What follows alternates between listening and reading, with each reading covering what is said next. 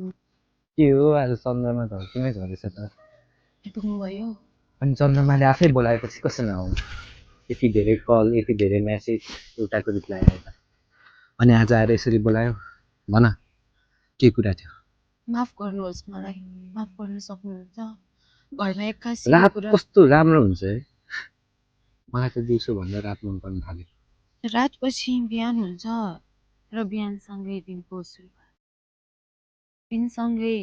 भविष्यको नयाँ कथाको सुरुवात जिन्दगी यसरी नै चलिरहन्छ बाँकी रहन्छ त केवल अतीत यस्तै कुरा हो भने मेरो जीवनमा पनि एक अतीत छिन् अतीत जसले मलाई प्रेम गर्यो अतीत जसले मलाई प्रेम गर्न सिकायो हो र कस्तो थियो त हजुरको अतीत बरपिपलको छाया जस्तै शीतल थियो हो म मान्छु घाम जस्तै ताक्तिराख्थ्यो तर अन्धकारमा मलाई बाटो देखाउन आफ्नो ज्योति पनि त दिइराख्थ्यो तपाईँको अतीत त साह्रै राम्रो रहेछ तर आफ्नो हुन नसकेको अतीत